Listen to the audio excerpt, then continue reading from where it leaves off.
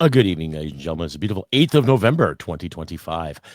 Coming up to episode 386 of the Crusty Canuck podcast. Oh my God. Generational investments equals generational debts. That's right. The past budget is a flop, but the people in power and in parliament voted for it again. Oh my God. What are we getting into? Possible recession, maybe depression. Who knows?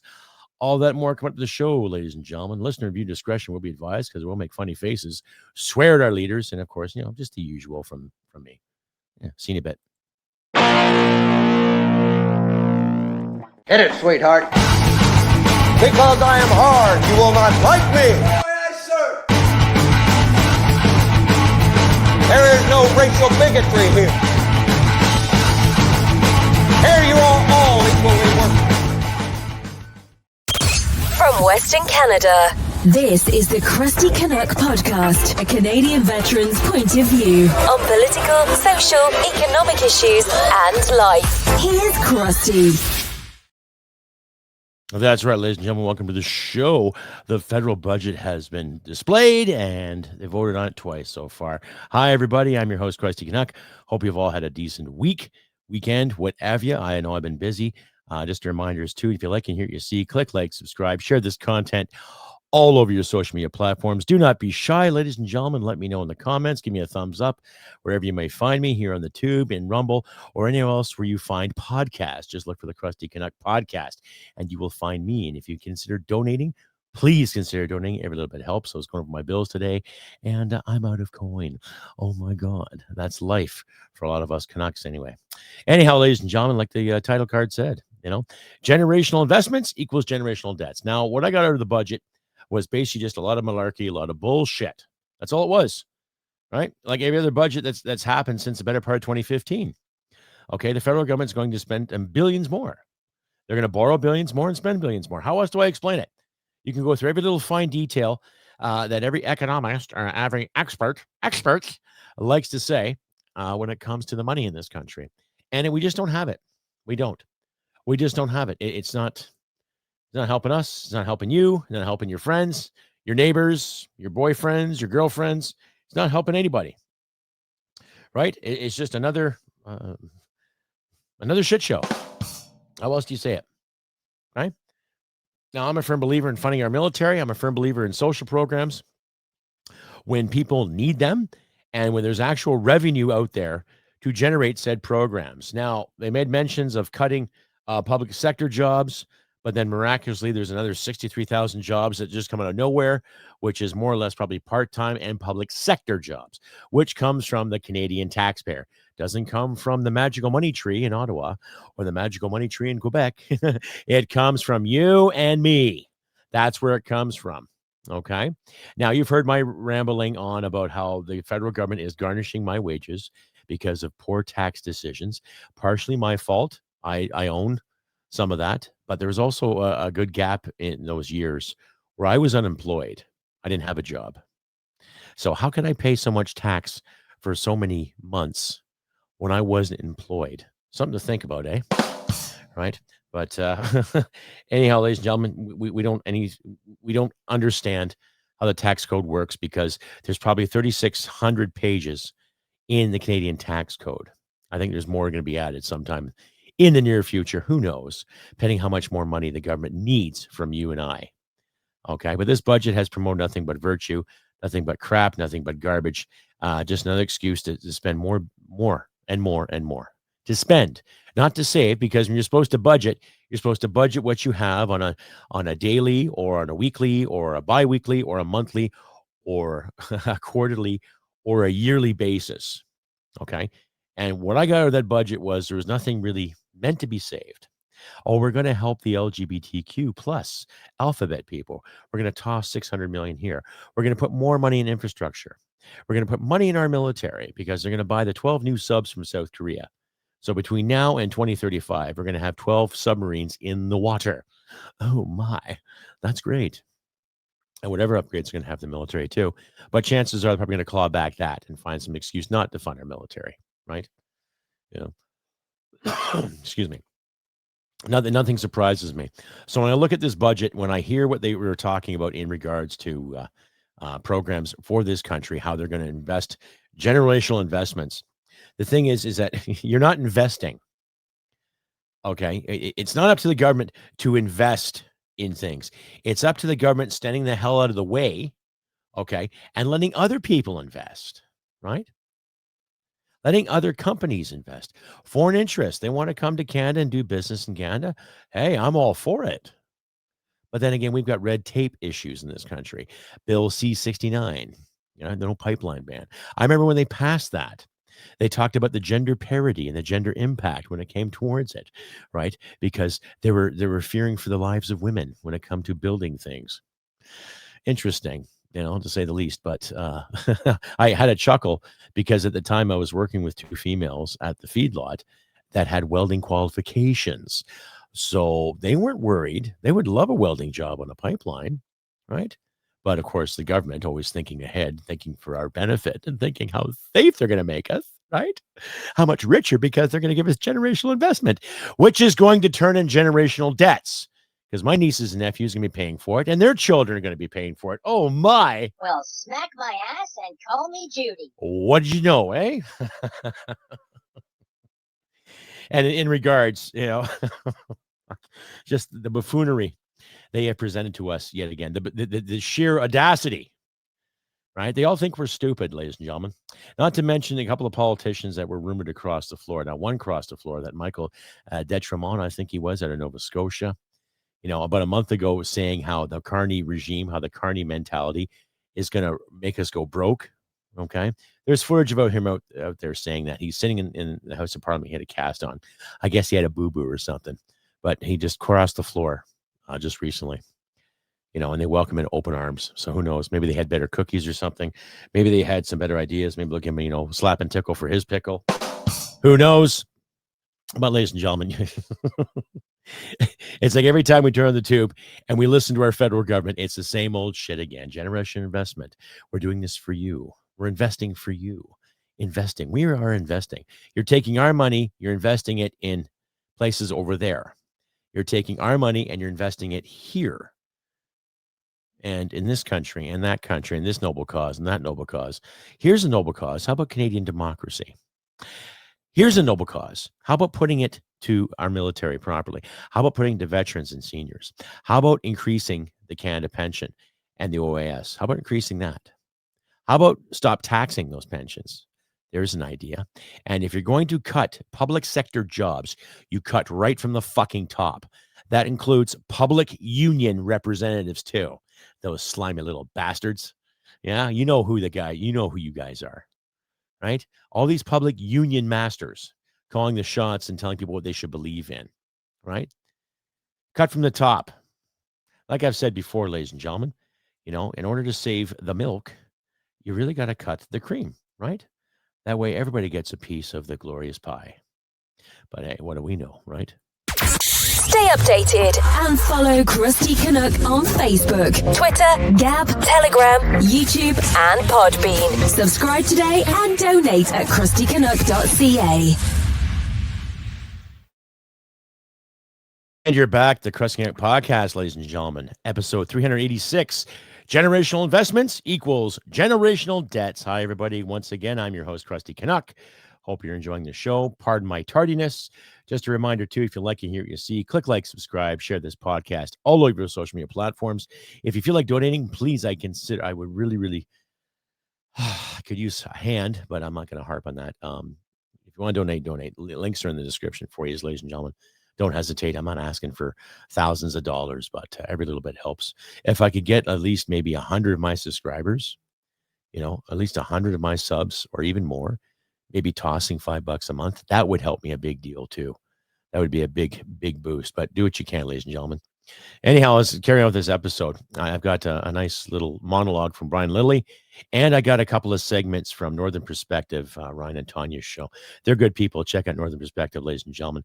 They're going to talk to Ryan Tetrizano, the director of the Canadian Taxpayers Federation, and he's going to summarize as best he can the idiocy of our budget. So I'm just going to cue up the Brian Lilly thing here for you.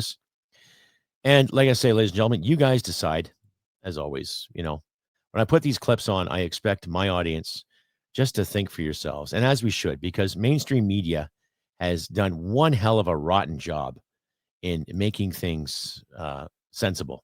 They used to at one time. I remember when you actually used to watch the news, and it was actually kind of fun to watch the news, just to see what was going on in the world. But of course, they got too many assholes calling the shot. But like I said, this is Brian Lilly talking about the floor crossing and his take on the budget. Crossings, resignations, and drama. Oh, it's out of control up in Ottawa. Hi, I'm Brian Lilly, political columnist for the Toronto Sun.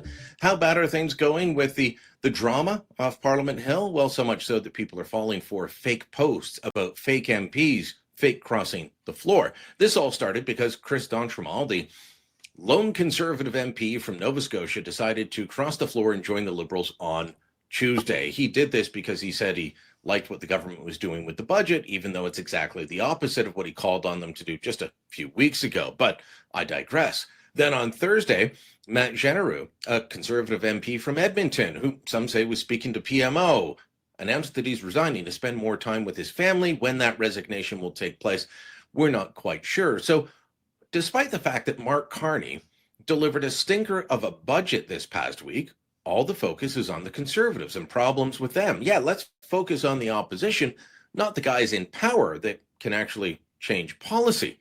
So up comes this post claiming that breaking Conservative MP from Nova Scotia, Randy Leahy, who represents the riding of Springvale J-Rock, is crossing the floor from the Conservatives to the Liberals. Well, this caught an awful lot of people off guard. They were like, wow, some were excited. Some were saying, I hope it's true. Some said it was true. Look, proof. Pierre Poilievre is in trouble. Here's the problem. There is no Conservative MP from Nova Scotia called Randy Leahy. There is no riding called Springvale J-Rock. This guy in the photo, that's Canadian actor Rob Webb, who played Ricky on Trailer Park Boys, and this whole post is filled with references to the Trailer Park Boys. This is a joke, and people are falling for it because the feeding frenzy in Ottawa is out of control. Meanwhile, as I said, we've got a stinker of a budget so bad that Fitch Rating Agency has put out a statement saying that if things don't improve, Canada will face a downgrade in the future. Let me read to you from it. While Canada's rating is broadly stable, persistent fiscal expansion and a rising debt burden have weakened its credit profile and could increase rating pressure over the medium term. This may be exacerbated by persistent economic underperformance caused by tariff risks and structural challenges, including low productivity.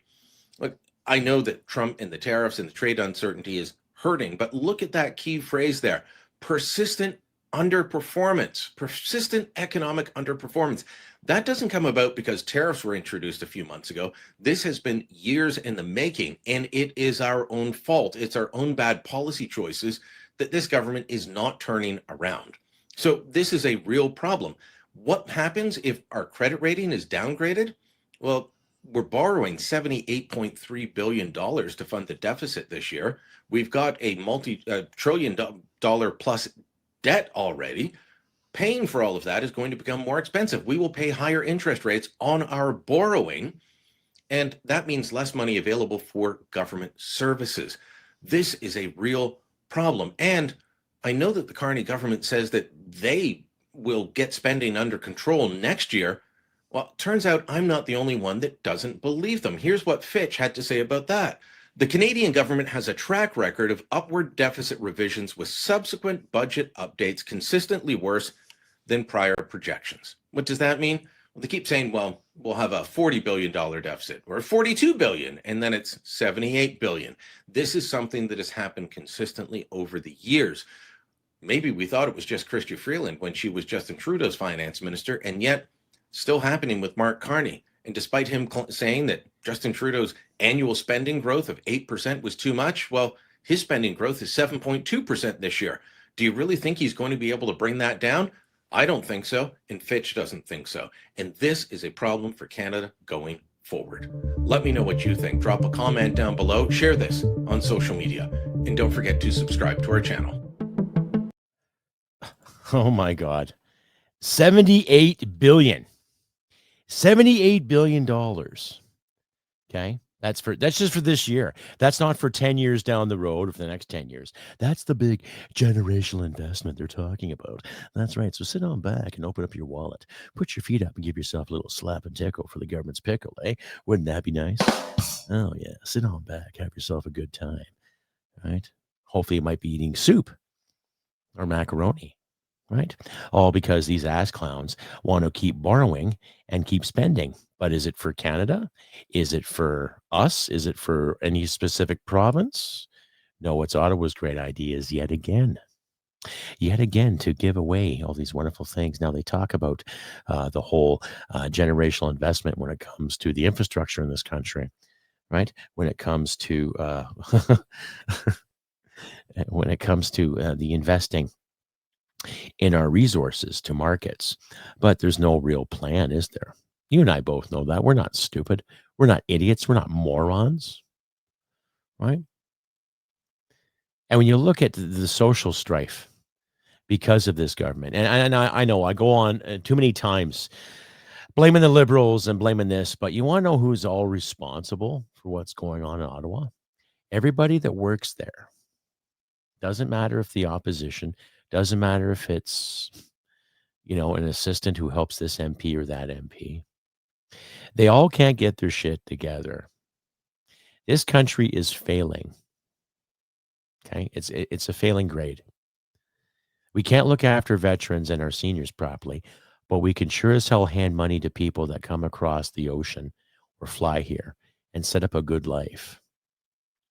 We can make excuses for child harmers who have material that's suggestive, and our Supreme Court can say it's unconstitutional to put them in jail. Yet they can't say it's unconstitutional for the federal government to lock up protesters fighting for the freedom of this land.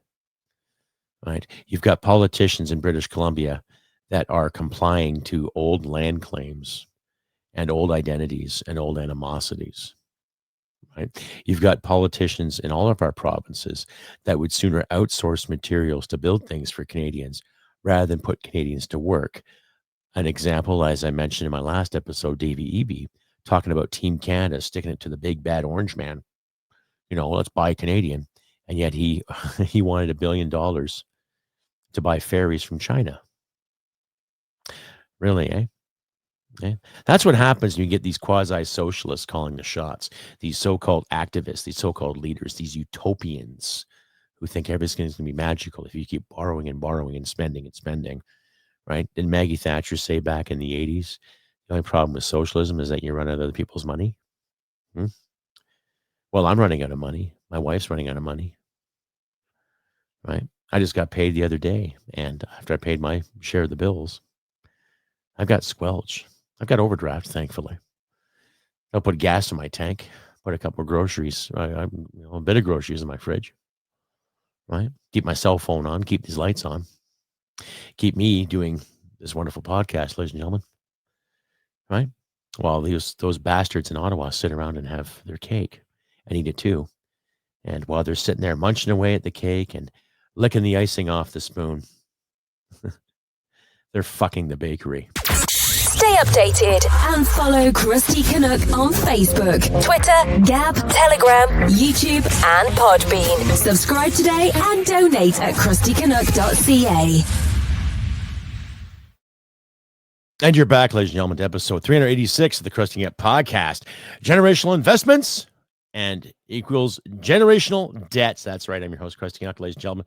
And if you like and hear what you see, please click like, subscribe, share this content on your social media platforms. Do not be shy, ladies and gentlemen.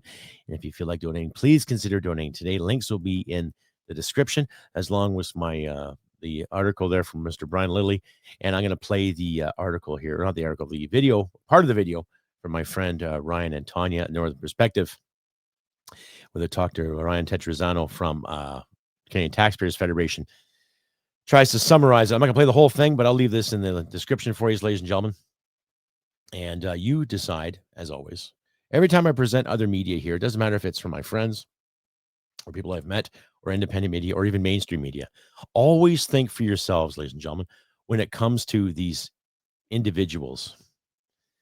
When it comes to these individuals that put any story up, I'm not disenfranchising what Ryan and Tanya have to say. They're great people. I've had many a conversation with them. I've been a guest on their show a couple of times. But, just really listen to it and formulate your own opinion, because a lot of these dinks in Ottawa, and like I said, it doesn't matter what cloth they're cut from. Everybody's got their own special interests when it comes to our money and when it comes to our image. And Ottawa has tarnished our image for long enough. So you decide, folks.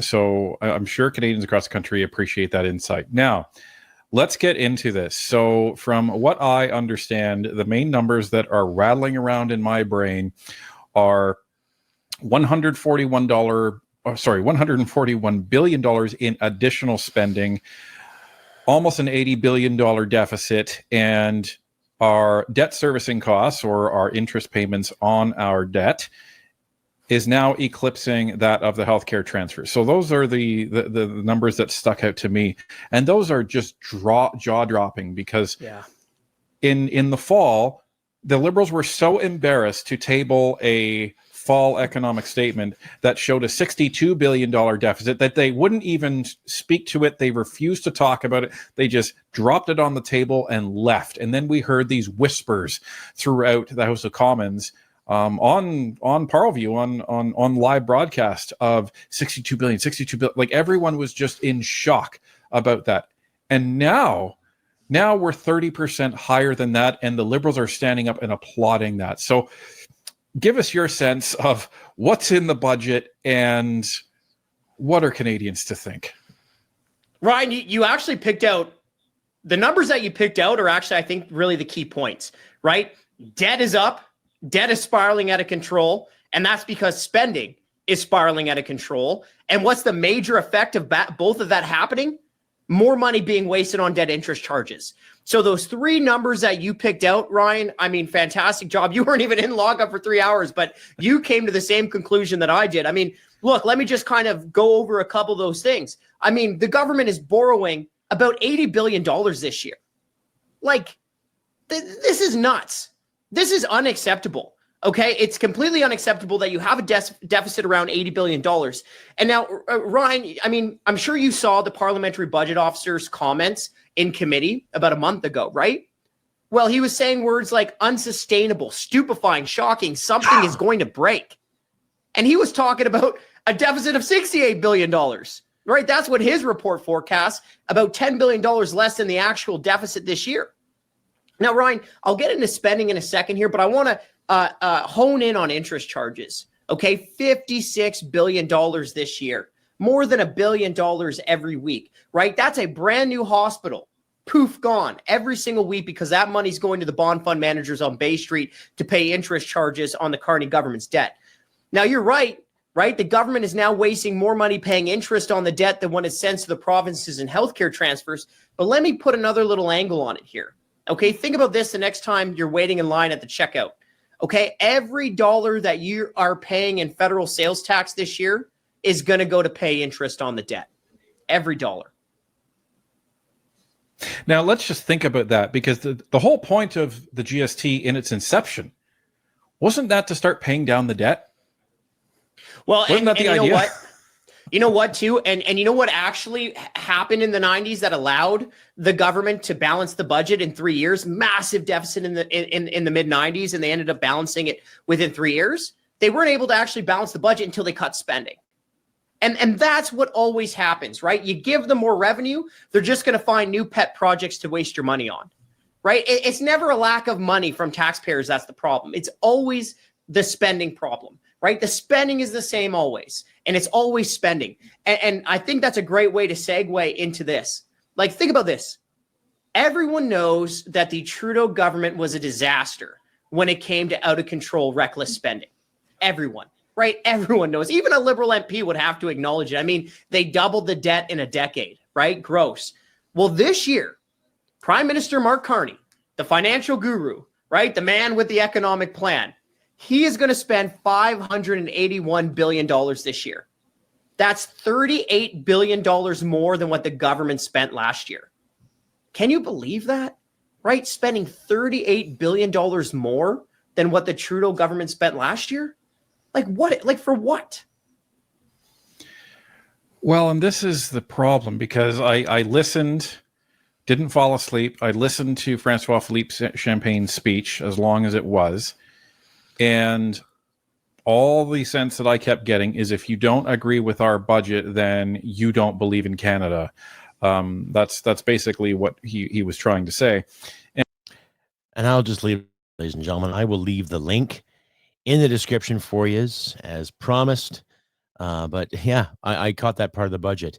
You don't believe in Canada if you don't agree with this budget. Oh, you don't believe in this. Oh, you're a bad person if you don't do this.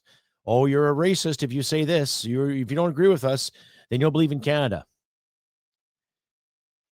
Mr. Francois Philippe de Champagne, Frankie Bubbles. Mr. I'm Frankie Bubbles. I know it's good. I'm a lawyer. I got a message for you, pal.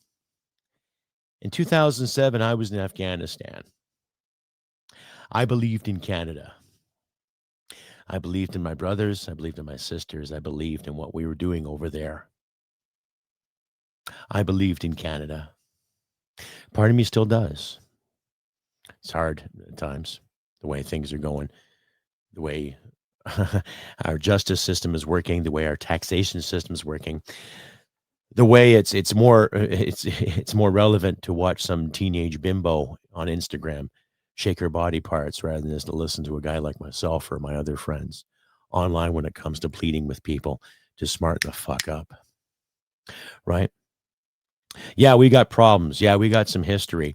Yeah, we have some issues from this decade and from that decade and from this time frame. But this is now. Okay? And this budget has proved nothing. But we're just going to waste more of your time. Okay? Yeah, you pay us the big bucks to represent this nation. And you pay us the big bucks to make sure these laws are good to go, and we fight in your behalf in Parliament, no matter what side of the fence you're on. But the only thing I'm seeing these clowns fight for is themselves. They don't care about us, ladies and gentlemen. They don't. How else do you say it? How else do you promote it? Was my time in the service worth it? To my fellow veterans out there, was your time in the service worth it? I could just hear some boomers now going, well, my father served and my uncle served. Yes, they did. And good for them. But you don't get to take their glory because you didn't put the guts in like they did. Think about that. And you sure as hell didn't put the guts in like I did, like my brothers did, like my sisters did during that dirty fucking war. So maybe you guys better start thinking about that. What sacrifices have to be made again for Ottawa? Not for me, not for you, not for this. What sacrifices are being made for those clowns in Ottawa? What sacrifices are these guys making? What sacrifices is Francois Philippe Champagne? He's a lawyer. Frankie Bubbles. What's he sacrificing? What's Mark Carney sacrificing?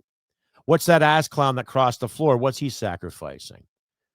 What's every liberal voter going to sacrifice? I bet you're sitting looking at your power bill right now going, holy shit. What have they done the past 7 months since the federal election? What deals have been made? What great advances have come our way because of them? Right? What great advances?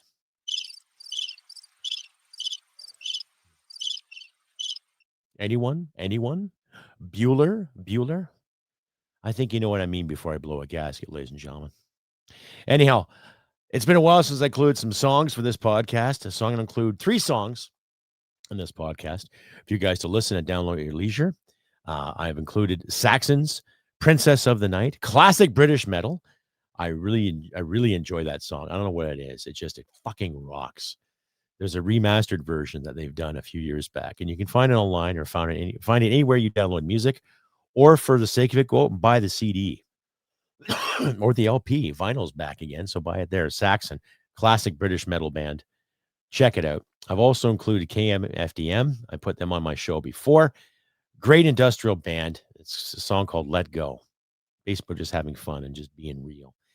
And it wouldn't be complete if I didn't include a song from my favorite band of all time, Rush, Warpaint, ladies and gentlemen. It's a very, very cool tune, and I'm going to put the lyrical version up for you guys to watch at your own leisure, but really read the lyrics. And Neil Peart was an excellent lyricist, an excellent writer, an avid reader. That's why they call him the professor. Well, they called him professor. God rest you. God rest your soul, Neil. Anyhow, there's the songs for this episode.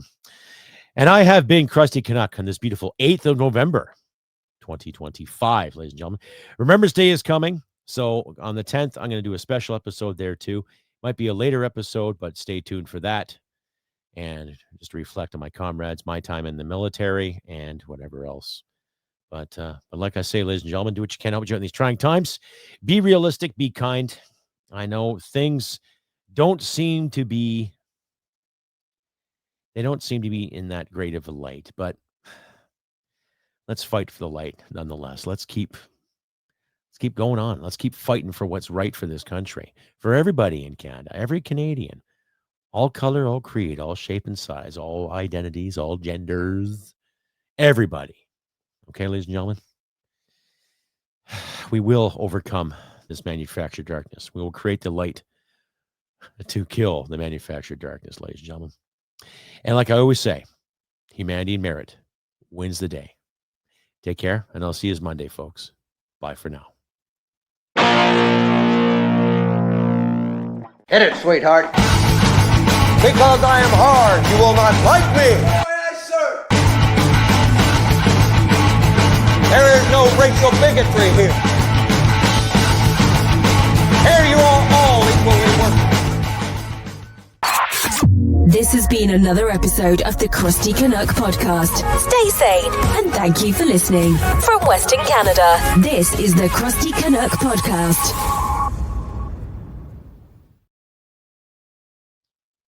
To absent friends, I'll never forget you.